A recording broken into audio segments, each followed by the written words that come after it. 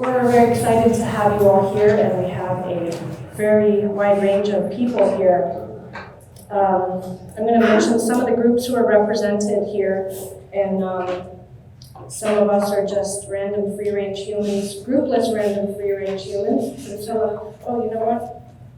My phone's in there. Can you turn off right now? Thanks. It's in this bag. Thank you. So, first of all, we do have some VIP dogs, including Bogey, Paw Power, and we have Our Place is represented. Give us a wave so we can see who you are, we're so glad to have Our Place represented.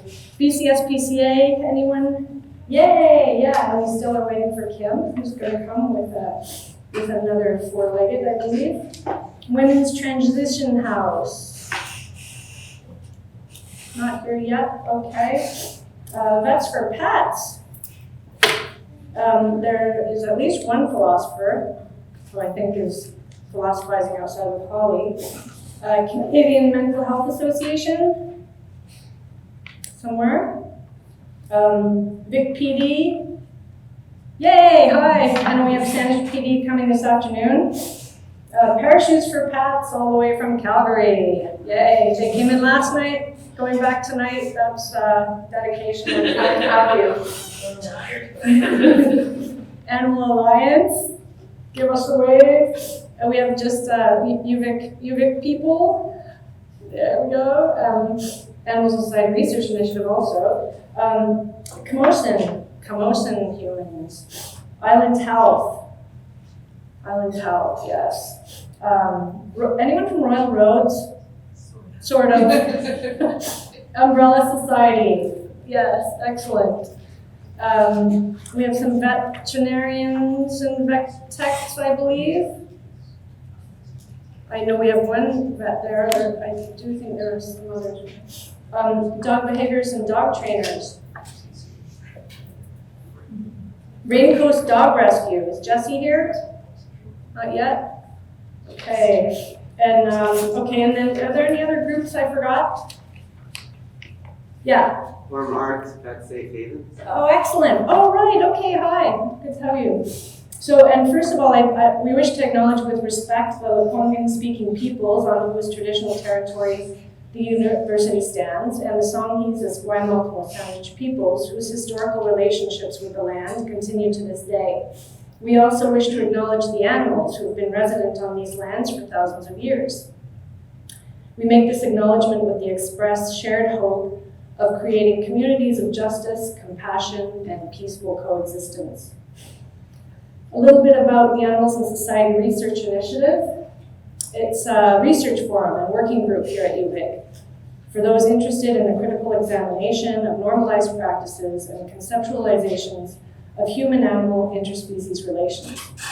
For more information, you can have a look at our website, which is listed here, or you can join our community also. Sign up on email there.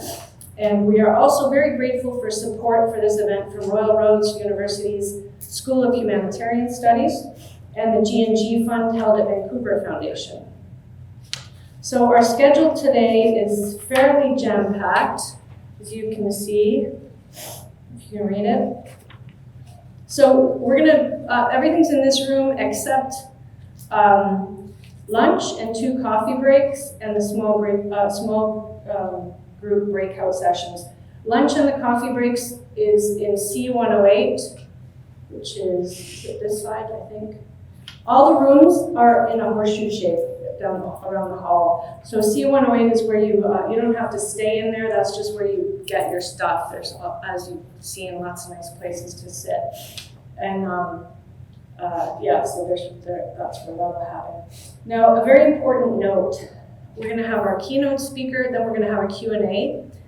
Right after that, when you go to get your coffee and stuff, please leave through these doors. We're going to have Lucas and Angus, who's out.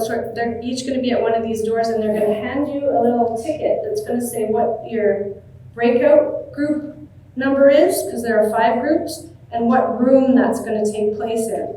So it's very important. So if you're from the same group, Like if you're from Umbrella Society, the way they hand out tickets is 1, 2, 3, 4, 5, 1, 2, 3, 4, 5. So try to get in different groups so we can hear your perspectives. That would help us a lot. And then we have a bunch of volunteers here. And we all have volunteer tags on, so ask us any questions you have.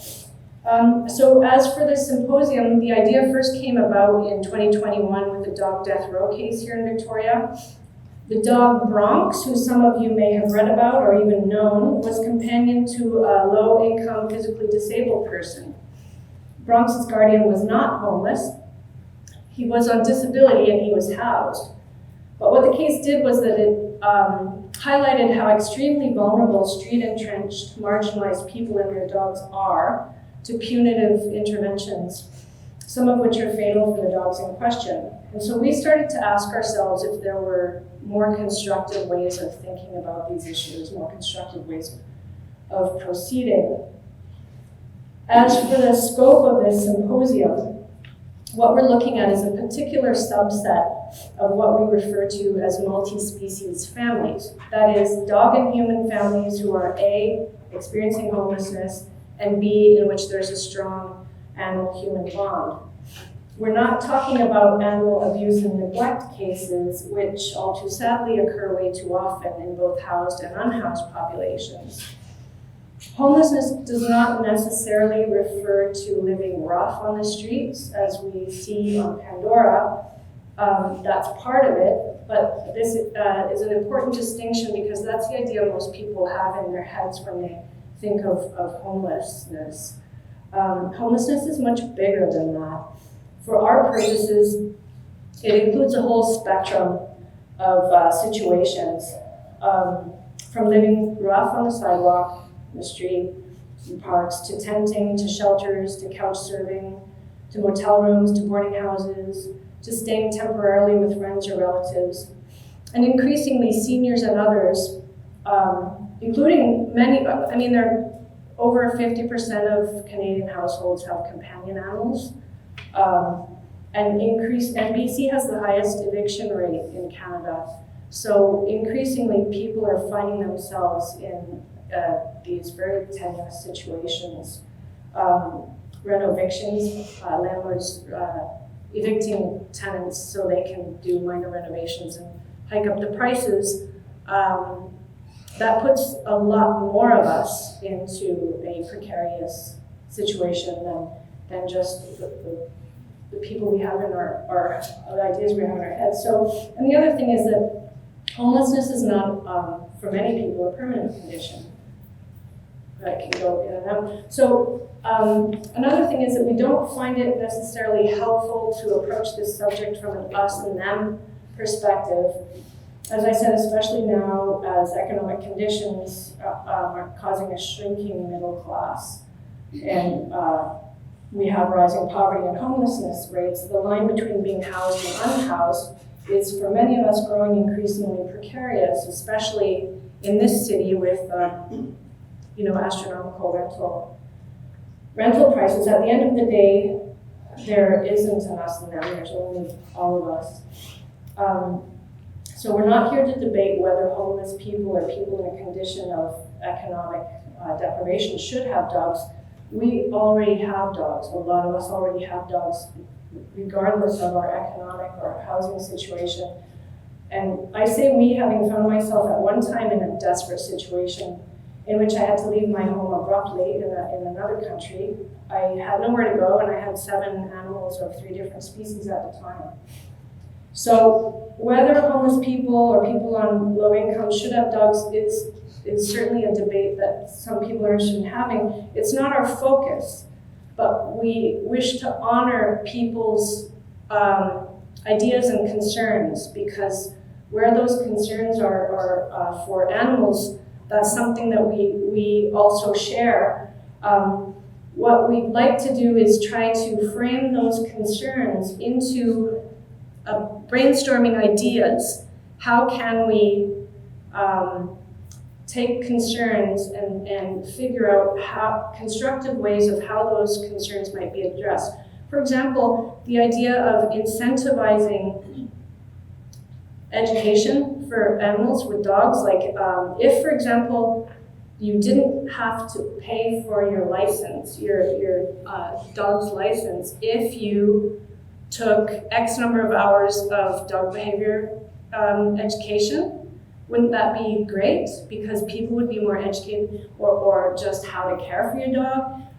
If when animal control ticketed people, instead of having to pay the fine, they could do X number of hours of dog training or something with the dog behaviors in the parking lot of, our place or mustard seed or animal control. There are all kinds of ideas where we can take our well-meaning concern and think of ways that they might be, creative ways that they might be addressed. Seeing as this is a situation that already exists, so many people have companion animals, let's figure out how we can make it better for the animals and the people together. What are our aims ultimately? Our aim here, first and foremost, is to listen and to learn. Our aim is to understand dogs and their guardians as families, multi-species families. Some of these families are experiencing homelessness, or as one of our panelists puts it, residential challenges. Our aim is to try and get an appreciation of the issue, not only from the human angle, but from the perspective of the dogs.